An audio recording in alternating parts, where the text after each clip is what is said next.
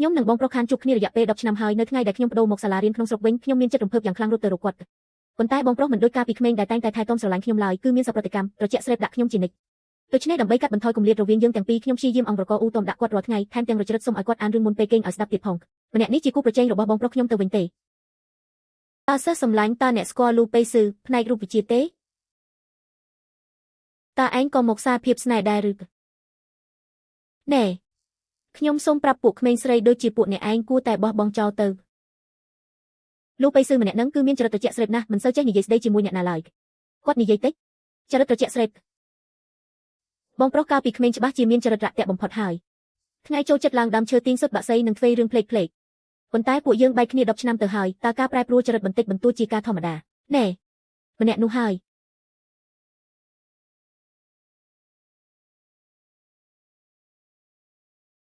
បង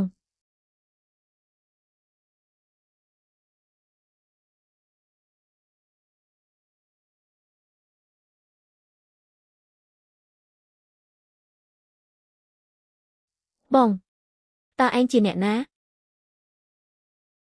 ខ្ញុំជាប្អូនស្រីបង្កើតរបស់បងហេតុអ្វីបានជាបងសំបីតែខ្ញុំក៏មិនស្គាល់ដែរ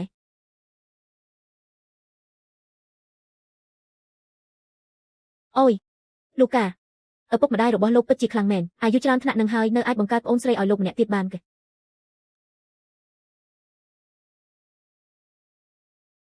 ប្អូនស្រីមិនស្គាល់អ្នកទេអ្នករកមនុស្សខុសហើយគេតើបងឈ្មោះលូប៉េស៊ឺត្រូវទេអញ្ចឹងខ្ញុំមិនរកខុសទេទោះបីជាពួកយើងខានជួបគ្នា10ឆ្នាំប៉ុន្តែបងក៏មិនអាចភ្លេចខ្ញុំងាយបែបនេះដែរខ្ញុំឆ្លោះជាមួយម៉ាក់ហើយខ្ញុំធ្វើដំណើរឆ្ងាយរាប់ពាន់លីរត់ពីបរទេសមកវិញដើម្បីពឹងពាក់ផ្ញើខ្លួននឹងបងណាបងមិនអាចមិនខ្វល់ពីខ្ញុំទេពេលនេះខ្ញុំគ្មានប្រាក់សំបីតែមួយកាក់និងគ្មានទីជម្រកទេបើបងមិនព្រមទទួលយកខ្ញុំទេខ្ញុំមានតែត្រូវគេងតាមដងផ្លូវហើយអញ្ចឹងមានន័យថាឯងមកតាមរកបងប្រុសដែលបាត់បង់ច្រើនឆ្នាំហើយបងប្រុសឯងក៏ឈ្មោះលូប៉េស៊ឺអីគេហៅថាវិញនេះបងច្រឡំហើយតោះបងនាំស្រីស្រស់ទៅផ្ទះវិញអញមិនមែនបងប្រុសតើបងនៅចាំទេពេលក្មេងបងធ្លាប់នាំអូនឡើងដើមធ្នូក្រោយផ្ទះរហូតអូនធ្លាក់ចុះមកបាក់ធ្មេញមុខអស់មួយធ្វើឲ្យបងភ័យមុខស្រអស់ហើយបងអៀបអូនរត់ជាច្រើនកន្លែងរត់ឆ្លងកាត់ច្រើនផ្លូវទើបដល់មន្ទីរពេទ្យ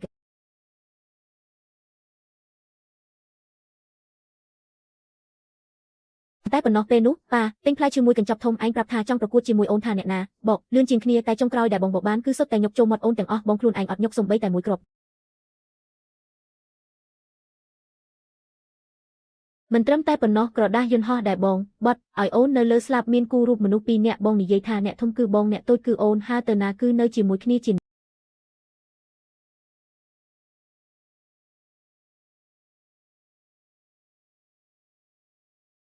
កាលពីក្មេងបងដាក់អូនជាមហាក្សត្រីបញ្ជាឲ្យធ្វើអ្វីត្រូវធ្វើតាមនឹងប៉ុន្តែឥឡូវអូននិយាយយូរយ៉ាងនេះហើយបងសំបីតែឆ្លេយតបមួយម៉ាត់ក៏កំណាញ់ម្លេះតែព្រួលមែនតែនហើយប៉ុន្តែមិនអីទេគ្រាន់តែមានការឃ្លាតឆ្ងាយបន្តិចបន្តួចប៉ុណ្ណោះមិនយូរមិនឆាប់អូននឹងធ្វើឲ្យបងដូចដេមគេតើនេះជាកញ្ញាមែនទេលោកប្រុសបានផ្ដាំផ្ញើជាមុនរួចហើយបន្ទប់ត្រូវបានរៀបចំរួចរាល់សម្រាប់កញ្ញាហើយនៅជាន់ទី2ខាងស្ដាំដៃបន្ទប់ទី1អរគុណលោកពូជាអ្នកគ្រប់គ្រងតើបងប្រុសខ្ញុំធម្មតារស់នៅម្នាក់ឯងទេលោកម្ចាស់រវល់រឿងរកស៊ីមួយឆ្នាំមិនបានត្រឡប់មកវិញសំបីតែបន្តិចលោកប្រុសចាប់ផ្ដើមស្នាក់នៅសាលាតាំងពីក្មេងមកម្លេះពីមុនមកគឺរស់នៅផ្ទះចាស់ម្នាក់ឯងក្រោយមកខ្សែភ្លើងនៅទីនោះចាស់ទ្រុឌទ្រោមក៏កើតអគ្គិភ័យកណ្ដាលអធ្រាត្រលោកប្រុសស្ទើរតែចេញមិនផុតទៅហើយបងអើយប៉ុន្មានឆ្នាំនេះបងវេទនារស់នៅម្នាក់ឯងណាស់មែនទេប៉ុន្តែចាប់ពីថ្ងៃនេះទៅលែងដូចមុនទៀតហើយថ្ងៃក្រោយអូននឹងនៅក្បែរថែរក្សាបងពួកយើងនឹងមិនឃ្លាតពីគ្នាទៀតទេតើប្រាកដទេចាសោះ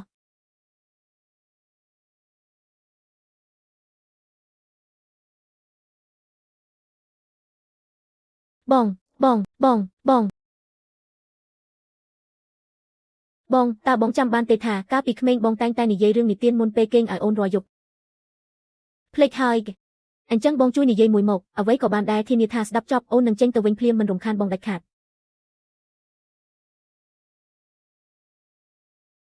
ឯងយល់យ៉ាងចំពោះបុរសម្នាក់នេះសង្សារបងចាត់ទុកថាអីចឹងចុះសម្លៀកបំពាក់នេះមិនស្អាតតតែសោះមើលទៅល្ងងខ្លាំងណាស់ពណ៌សក់ក៏ទ្រុឌទ្រោមដាច់គេដែរ ចំណែកឯចរិតលក្ខណៈវិញគឺគ្មានផ្លូវប្រៀបផ្ទឹមជាមួយបងប្រុសអូនបានឡើយ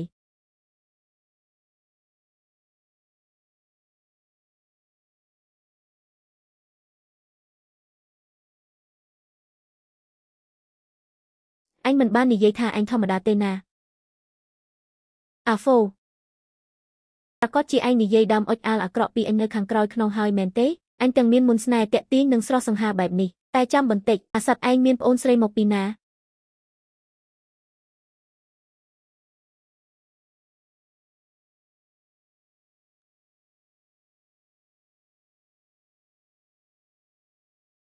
កាលពីមុនសំបីតែកាយខ្នាយកាយលើសូហ្វាក៏លោកប្រុសមិនព្រមប្រើលើសពីមួយដែរតាំងពីកញ្ញាមកដល់លោកប្រុសប្រែប្រួលច្រើនណាស់គេ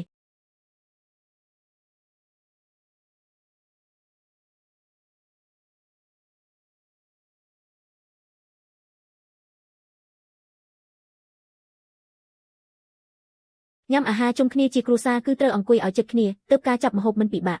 ញ៉ាំសាច់ច្រើនបន្តិចទៅមើលរាងកាយស្គមរបស់អ្នកចុះតើបងមិនចូលចិត្តញ៉ាំមុខនេះទេមិនមែនទេបង្គានេះក៏ឆ្ងាញ់បន្លែបៃតងក៏ត្រូវតែញ៉ាំដែរដើម្បីឲ្យជីវជាតិមានលំនឹងទឹកស៊ុបក៏ត្រូវញ៉ាំបន្តិចដែរលោកពូអ្នកគ្រប់គ្រងមានរឿងអីគ្មានអីទេគ្រាន់តែលោកប្រុសធម្មតាមិនសូវចូលចិត្តឲ្យអ្នកអតីចាប់ម្ហូបឲ្យឡើយមិនអីទេគឺបងអាចចាប់បាន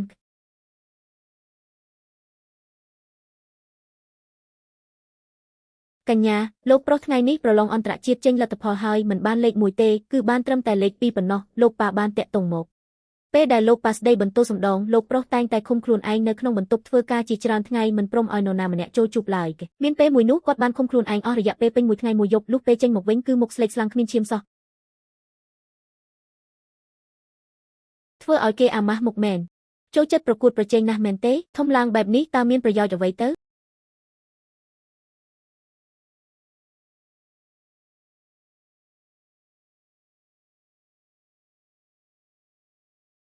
តើលោកឯងមានសិទ្ធិអ្វីមកជេរប្រមាថគាត់បែបនេះគាត់ជាប់លេខ2វាមិនមែនជាលេខចុងក្រោយទេតើលោកដឹងទេថាជាប់លេខ2គឺពូកែខ្លាំងណាស់ទៅហើយបើខ្លាំងមិនក៏លោកខ្លួនឯងមិនទៅប្រឡងមើលទៅតើលោកមានសិទ្ធិអីធ្វើជាឪពុកគេមិនចម្លែកទេដែលប្រពន្ធលោកចង់លែងលះនិងមិនចង់តាក់ទងជាមួយលោកគឺលោកគ្មានសិទ្ធិសោះឡើយឯងជាអ្នកណាហ៊ាននិយាយរឿងនេះខ្ញុំជាមីងរបស់អ្នកឯងនេះហើយ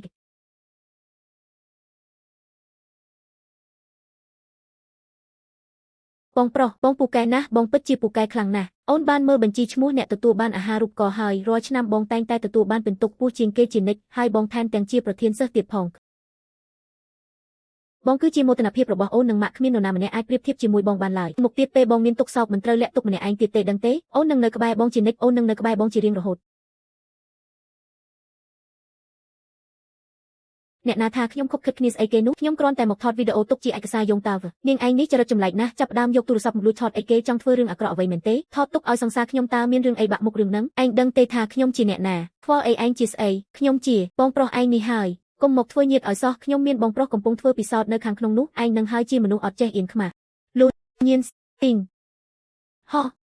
ជាបងប្រុសខ្ញុំមែនទេបើមិនអីចឹងទេពួកយើងមុខមាត់ដូចគ្នាបេះបិទបែបនេះក្រែងលោបងប្អូនភ្លោះចារឹកជាប់នឹងខ្នះទៅហើយទប់សិនទៅមើលជំនាញក៏ដូចគ្នាឈ្មោះក៏ដូចគ្នាក្នុងដេប៉ាតឺម៉ង់រូបវិទ្យាមានលូញៀនស៊ីងដល់ទៅ2នាក់ខ្ញុំពិតជាច្រឡំមនុស្សមែនហើយថែមទាំងជាគូស្ត្រូវនឹងបងប្រុសខ្ញុំទៀតលូញៀនស៊ីងឯងធ្វើទឹកមុខបែបនឹងចង់ប្រាប់អីមិនមែនច្រឡំថាគេជាបងប្រុសបង្កើតទេដឹងត្រូវគេតាក់ទាញដោយភាពសង្ហារបស់គាត់រហូតដល់ភ្លេចខ្លួនហើយមែនទេបងឯងនឹងក៏មិនទាន់ដល់ថ្នាក់ហូរទឹកភ្នែកព្រោះតែខ្ញុំសង្ហាពេកដែរតើទឹកមុខឯងបែបនឹងមានន័យថាអីចឹងតើហេតុអ្វីបានជាឯងមកទីនេះហាក់ពិតជាយកព្រមឲ្យឯងវិលត្រឡប់មកស្រុកកុំវិញមែនឬម៉ាក់មិនយកព្រមទេហេតុនេះទើបខ្ញុំឆ្លោះជាមួយគាត់ហើយលួចរត់គេចខ្លួនមកទីនេះវិញតែម្ដងនឹងប្រញាប់និយាយការពិតប្រាប់ម៉ាក់ឲ្យបានច្បាស់លាស់គឺដោយសារតែខ្ញុំនឹកបងពេកទើបធ្វើបែបនេះម្នាក់ឯងពីក្រៅប្រទេសរត់ត្រឡប់មកវិញបើមានរឿងអីបន្តិចបន្តួចឡើងតើធ្វើម៉េចទៅហើយក៏សំណាងល្អដែលខ្ញុំបានបញ្ចប់ការធ្វើដំណើរដោយល្អនឹងទាន់ពេលមិនអីចឹងទេមុខជាខកខ្លួនអស់ហើយខ្ញុំធ្លាប់ប្រមាក់ប្រាប់ថាបងនៅដេប៉ាតឺម៉ង់រូបវិទ្យាសាកលវិទ្យាល័យឲ្យខ្ញុំក៏មកគ្រប់តែម្ដងទៅលូញៀនស៊ីងខ្ញុំដឹងហើយខ្ញុំមកលើកនេះគឺរឿងការងារផ្លូវការទេផ្លាស់ប្ដូរគឺស្របច្បាប់ពិន្ទុសិក្សាក៏អាចផ្ទេរយកវិញបានដែរឥឡូវស្នាក់នៅណាមានអីមិនទម្លាប់ទេលុយកាក់គ្រប់គ្រាន់ចាយវាដែរឬទេសុទ្ធតែល្អតាខ្ញុំបានជួលផ្ទះមួយកន្លែងខ្ញុំឃ្លានបាយហើយ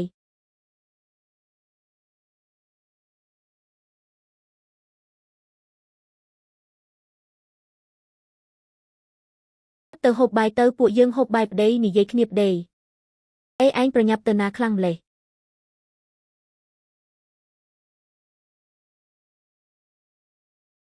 បងចាំបានថាកាលពីក្មេងអូនចូលចិត្តញ៉ាំអានឹងណាស់គេឯងស្ថិតណែណាហេតុអ្វីមិននៅផ្ទះខ្ញុំមកហូបបាយជាមួយមិត្តភក្តិចាប់ពីពេលនេះទៅមិនបាច់ត្រឡប់ទៅហូបបាយនៅផ្ទះវិញទេនៅសាលារបស់ពួកបងតើមានក្មេងប្រុសម្នាក់ឈ្មោះដូចបងដែរឬទេ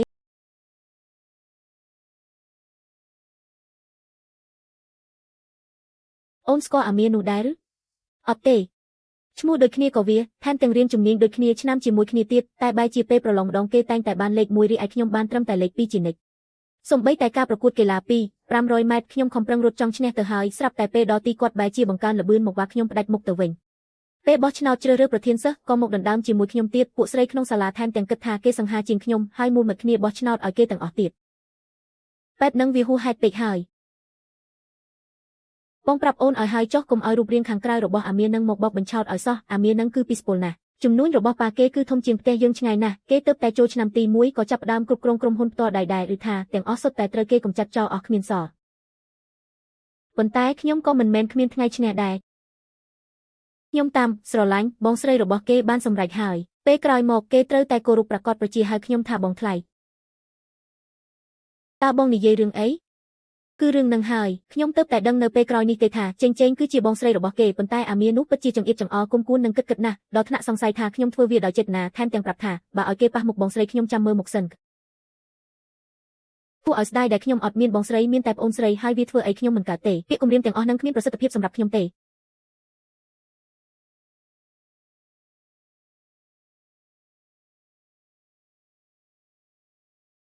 ឯងកើតអីហ្នឹងមិនស្រួលខ្លួនទេអូមិនបានជាមុខស្លេកអស់វឹងអត់អីទេវាគឺដោយសារតែក្តៅពេកនឹងអីមិនអីទេខ្ញុំជិះតាក់ស៊ីត្រឡប់ទៅវិញក៏បាន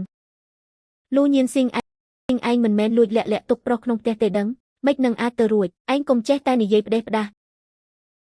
អីចឹងទេឲ្យខ្ញុំជូនទៅមើលទៅម៉ាក់ពួកយើងទាំងប៉ុន្មានឆ្នាំនៅក្រៅប្រទេសគឺបានផលប្រកបមែនហើយបានជាឲ្យលុយចាយវាដល់ថ្នាក់នេះទើបតែមកស្រុកកំណើតបានប៉ុន្មានខែសោះថែមទាំងជួលវិឡាធំនៅទៀតធម្មតាទេឈប់ត្រឹមនឹងបានហើយឡានរបស់ឯងមិនទាន់បានបញ្ចូលស្លាកលេខទេចូលទ្វាររបងធំមិនរួចទេថ្ងៃនេះយប់ជ្រៅហើយចាំលើកក្រោយចាំខ្ញុំប្រាប់ខាងការិយាល័យអចលនទ្រព្យម្ដងទៀត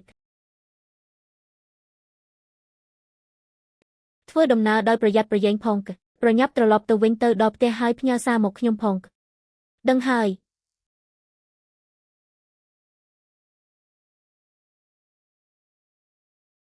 ចប់ហើយ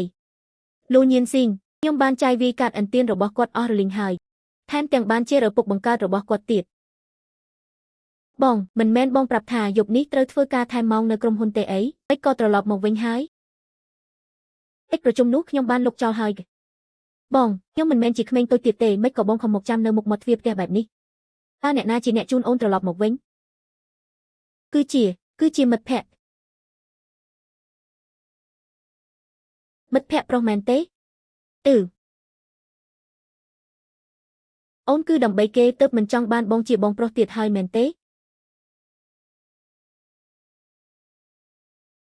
មិនមែនទេថ្ងៃនេះគឺគ្រាន់តែជាការជួបចៃដន្យទេលើកក្រោយបងប្រកាសជាទៅទទួលអូនហើយប្រកាសជាមិនខកខានសន្យាទៀតទេបងប្រុសបងខឹងហើយមែនទេ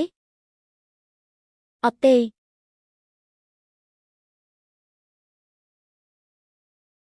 រៀបចំរចេញ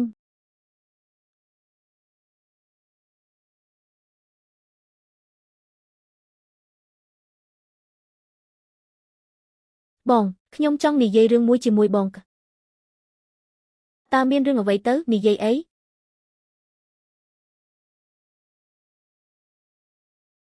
អូនលែងពឹងពាក់បងប្រុសទៀតហើយតើគួរចាត់ទុកថាធំដឹងក្តីហើយឬនៅខ្ញុំគិតថាខ្លួនឯងធំប៉ុណ្ណឹងហើយរស់នៅទីនេះមួយថ្ងៃរំខានបងនឹងបង្កការលំបាកដល់បងដូច្នេះខ្ញុំគិតថានឹងរើចេញគិតថារើចេញអញ្ចឹងល្អមែនចង់ទៅរស់នៅទីណា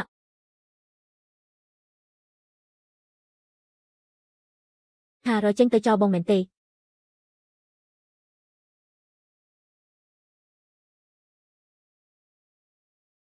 ខ្ញុំ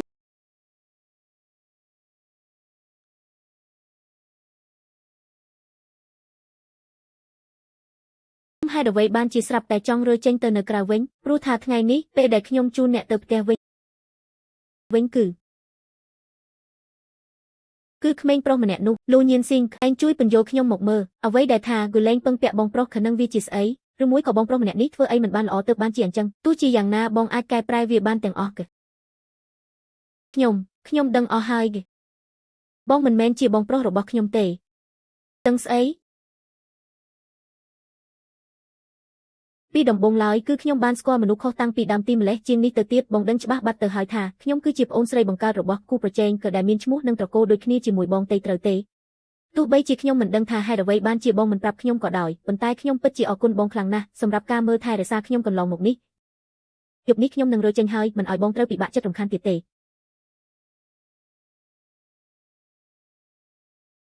អំណោយដែលបងឲ្យខ្ញុំនឹងមិនយកទៅជាមួយទេចំពោះការចំណាយផ្សេងខ្ញុំអាចសរសេរក្រដាស់ជំពាក់សិនបានទុកបន្តិចទៀតចាំខ្ញុំសងបងវិញ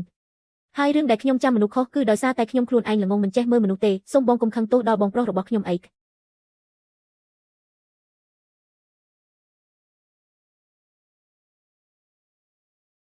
ីចឹង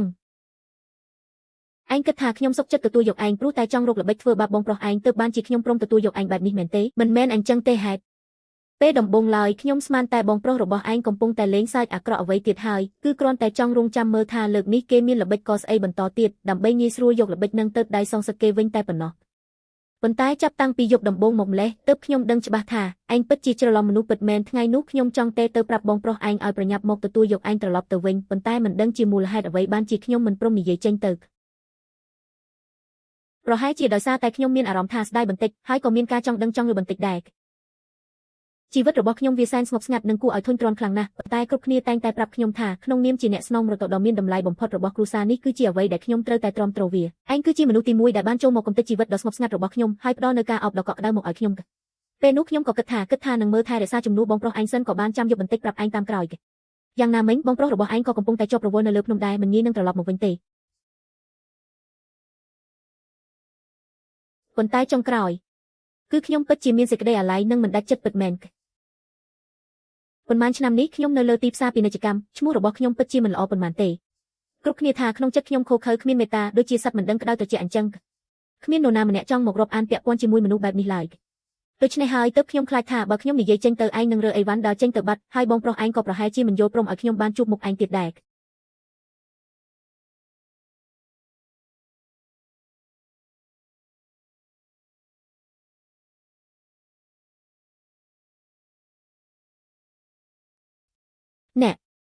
អ្នកមានន័យថាម៉េចហ្នឹង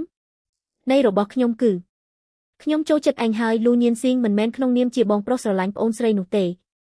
ផ្ដល់ឱកាសឲ្យខ្ញុំបានតាមថែរក្សាឯងបានទេខ្ញុំមិនដឹងទេមិនបាច់ប្រញាប់ឆ្លើយតបខ្ញុំឥឡូវទេយើងអាចមេលចិត្តគ្នាបន្តិចម្ដងក៏បានស្គាល់ចិត្តគ្នាព្យាយាមសាកល្បងមើលចាសោះក្នុងពេលដែលលូភីសឺអាំងខ្លួនស្រឡាញ់មកហើយភ្លេចយកខោអាវគេងនេះជាលើកទី9ហើយដែលគាត់ទិញសុទ្ធតែក្រវិលនិងឈុតស៊ុយអែផ្សេងធ្វើឲ្យខ្ញុំមានអារម្មណ៍ថាស្អប់ខ្ពើមខ្លួនឯងណាស់ដែលស្រាប់តែមានចិត្តទៅស្រឡាញ់គាត់ហើយអ្វីបានជាត្រូវរើសយកកន្លែងនេះគឺព្រោះតែចង់ឲ្យសម្លេងនោះបន្លឺឡើងគៀកត្រចៀករបស់ខ្ញុំពេលដែលគាត់បង្វើខ្លួនថ្នមដើរមកមុខក៏ស្រាប់តែហៅខ្ញុំថាចូលមកជួយមើលអាវមួយនេះបន្តិចមកថាតើគូពាក់វាយ៉ាងម៉េចទៅល្អប្រពន្ធសម្លាញ់ហេតុអ្វីបានជាទូរស័ព្ទរបស់អូន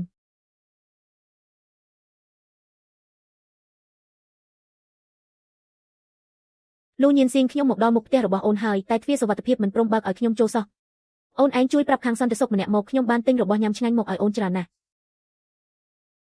មានរឿងអីទៅខ្ញុំបានប្រាប់សន្តិសុខពីលេខបន្ទប់របស់អូនហើយប៉ុន្តែគាត់បែរជាប្រាប់ថាម្ចាស់ផ្ទះមិនមែនឈ្មោះលូញៀនស៊ីងទៅវិញហើយក៏មិនដឹងថាច្រឡំកន្លែងណាទេខ្ញុំនឹងតាក់ទងទៅខាងភ្នាក់ងារអចលនទ្រព្យឥឡូវនឹងហើយបងប្រុសសូមចាំបន្តិចសិនបងប្រុសខ្ញុំមកដល់ហើយបងប្រុសបងត្រូវតែលាក់ខ្លួនក្នុងទូខោអាវនេះសិនហើយឯងនៅអាចញឹមចេញទៀតបងប្រុសខ្ញុំប្រកាសជាមិនយល់ព្រមឲ្យយើងនៅជាមួយគ្នាទេឥឡូវនេះបើត្រូវគាត់ឃើញគឺចប់មិនខានទេពេលប៊ីអើយបើពួកយើងធ្វើបែបនេះមើលទៅដូចជាកំពុងលួចលាក់មានសង្សារអត់ហាមមាត់មិនបាច់និយាយអ្វីទាំងអស់ទិញរបស់ហូបនិងរបស់ប្រើប្រាស់ខ្លះមកឲ្យអូនអរគុណច្រើនបងហេតុអ្វីបានអូនជួលផ្ទះដែលមានស្ទីលស្ងួតបែបនេះតែវាបែរជាត្រូវនឹងស្ទីលដែលគូស្នេហ៍របស់បងចូលចិត្តទៅវិញមែនហ៎ចុះមុខអូននឹងមិនក៏ឡើងក្រហមអស់មួយកំណាត់បែបនេះអាហាមូសខំនឹងណារដូវស្លឹកឈើជ្រុះហើយនៅមានមូសទៀតមានតើបើអីចឹងកុំភ្លេចលាបថ្នាំផងតឹងហើយបង បងចង់ផឹកទឹកអត់ចាំអូនទៅចាក់ជូនក៏បានដែរចាំបងដើរមើលជុំវិញនេះសិនក្រែងលោកខ្វះខាតអីចាំបងទិញឲ្យបន្តទៀតលូនាងសេង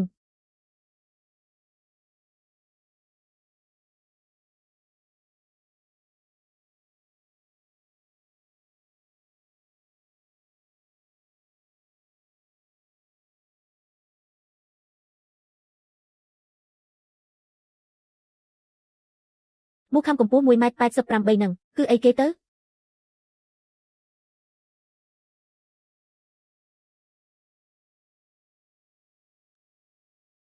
និយាយមកពួកពីរអ្នកនឹងចាប់ផ្ដើមស្រឡាញ់គ្នាពីពេលណាបងពួកយើងក៏អត់បានសួរអូនទេបងជាអ្នកតាមគាត់មុនទេ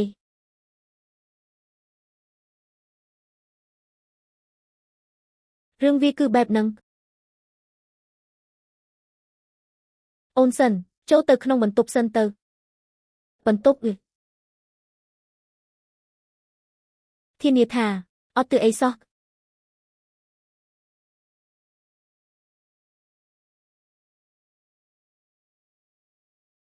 វានេះការពារសម្លេងល្អពេកហើយកាច់ណាស់ចាំរហូតដល់មេឃងឹតបាត់ហើយ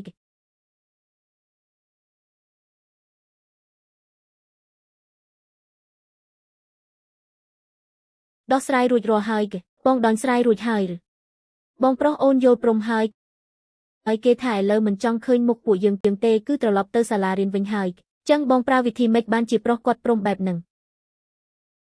លូប៉ៃស៊ឺ